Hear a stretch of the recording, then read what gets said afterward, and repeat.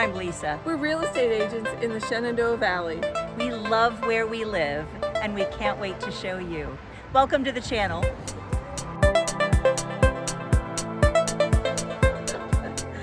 We haven't really had a chance to talk about the historic mill that is housing all of these incredible pieces of art. So your website said it was built in 1822, and somehow from 1822 to now, you managed to have your museum come in here. Yeah. So what was that like? Transitioning out of the other location and coming here? It was a lot.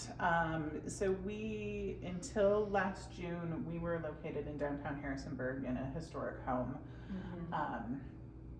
And it was a great place for us for a long time, but it started to have some major HVAC issues. It also wasn't fully handicap accessible. And that was knocking us out of more and more grant funding opportunities where like we couldn't even apply because we weren't accessible. And so the board of directors started thinking about maybe we should move. And I honestly, at first, I was like, we're not going to find any place any better that's any cheaper. Right. It doesn't have a host of Yeah. its own problems. Yeah. That's right. Because I mean, real estate is expensive. Oh yeah. You guys know Yeah, this. we ought to know. And I mean, we've got about 10,000 square feet. We need space, and we also need at least, these are 9-foot ceilings. This is as low as we can go. Yeah, I was gonna Because say, you need a high ceiling. Historic quilts are very large. And like, we need big open space is the other thing. Right. But one of my board members happens to know the owner of the mill and was just like, I haven't heard anything that's going on with the mill. Like, I knew the business that was in there closed. Okay. And so she called her and said, what are you doing with the mill? And the owner said, I listed it with a real estate agent to find new tenants last week. Wow. Oh my God. And my board member said, can I bring someone tomorrow? Nice. Wow. And you're talking about Cheryl Lyon. Yeah. The owner, yes. Yeah. Oh, she must have been just absolutely amazed Yeah. that connection took place that quickly. And so then my board member called me and said, are you free tomorrow? And I was like, sure. And she said, we're going to go look at the Silver Lake Mill, but I'm not from here. Okay. I moved You're like, here for okay. this job, and I was like, But we'll find it. That's what Google is for. yeah, and she was like, we'll Google it. Yeah.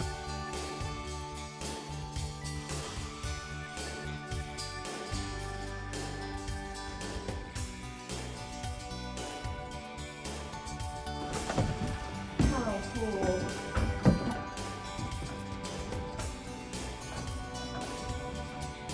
Oh, it's a whole different feeling. Yeah. Yes, it is. Wow.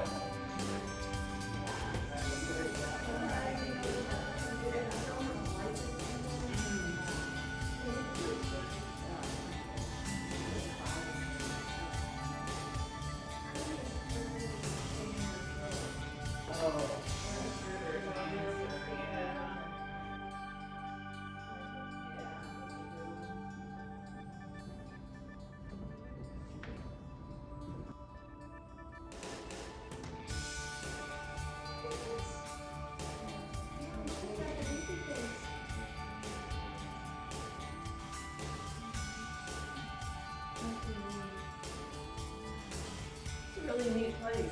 Yeah. I'm It's really really lucky. cool.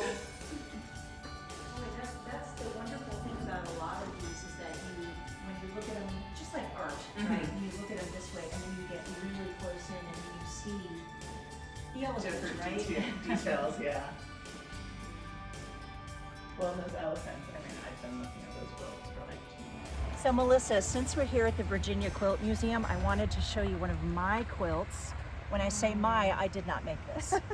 My mother made this for me in 1989, and it's been with me for a long time. Yeah. So it really means a lot. They hold up so long. They do, and now this one's been on my bed for quite some time, Okay. so I don't know if it's going to hold up like the ones that we saw in the museum. Sure. Now there is one other thing I want to add. Yes. Do you see that? I see this. Okay, so I did that. Uh-oh. And I almost lost this quilt Oh. because I did this.